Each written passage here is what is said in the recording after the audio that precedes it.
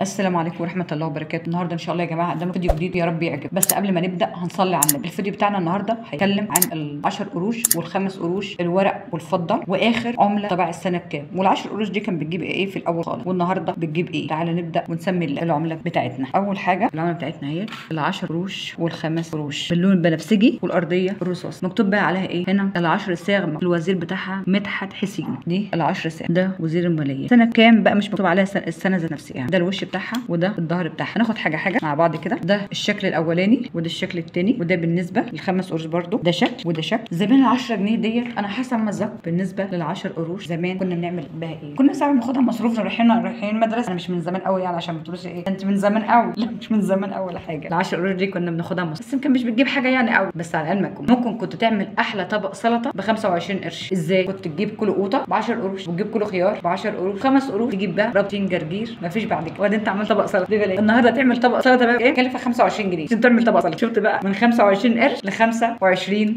جنيه. في فرق جامد طبعا. زمان الفلوس كان فيها بركه، كان فيها والناس كانت حلوه مع بعضيها. يعني انت مثلا لو جرب الغيط ممكن تروح تجيب من عنده الخيار، ممكن تجيب من عنده القوطه. الناس حلوه مع بعضيها. الناس حلوه برده النهارده بس مش زي زمان. زمان كان في احسن من النهارده. الناس كانت بتحب بعض، فيها خير لبعضها، بتقف جنب بعضيها، بتقف من غير بعضها من غير اي مقابل. ربنا يا رب يجعلنا رحمه لبعضنا ونقف جنب بعض من غير اي مقابل. تعالى بقى ايه نخش على ايه فلوس الفضيه. فلوس الفضيه هنبدا اول حاجه يا جماعه نبداها بال20 قرش. ادي ال20 قرش اهي مكتوب عليها فيها ايه؟ جمهوريه مصر العربيه سنه 1980. ده بالنسبه لل20 قرش. وادي الظهر بتاعها مرسوم عليها النسر، بس هي بصراحه تقيله طبعا كلها فضه من الفضه جميله جدا جدا. ده بالنسبه ل20 قرش. ده كانت سنه 1980. ودي سنه كام؟ ودي ال10 قروش سنه 1984. بعديها هنشوف الظهر بتاعها مكتوب عليها القلعه. ده ال5 قروش سنه كام؟ 1980. وبالنسبه دي للرسمه بتاعتها ال10 قروش بقى. ال10 قروش هي دي اللي حاسه مميزه، وهي بصراحه دي ممكن تجيب فلوس حاليا كمان دي اكتر من 20 قرش. والخمس دي بالنسبه سنه كام؟ سنه 1976 قبل ما انا ما اتولد خالص. يبقى الدليل كانت بتعمل حاجه. والنهارده هي برده غاليه يا جماعه، مش رخيصه، مش غاليه قوي يعني عشان ما حد يقول لك ايه 200 جنيه و400 جنيه و500 جنيه و1000 جنيه. الكلام ده كله يا جماعه الدنيا ما وصلتش برده. الدنيا غلا بس ما وصلش للدرجات. الهدوء يا جماعه مفيش الاسعار الجامده قوي دي. لو الاسعار الجامده دي كلنا كنا بعناها ماشي. ده بالنسبه لل10 قروش. مكتوب بقى عليها من فوق ايه؟ مكتوب بصوا يا جماعه انا زمت لكم عليها اهي: ذكرى لاعاده قناه السويس، ذكرى لفتح قناه السويس. مكتوب عليها ذكرى فتح قناه السويس. دي بصراحه تستاهل عشان دي معموله ايه؟ لذكرى فتح قناه السويس. دي تعتبر اول 10 قروش طبعا.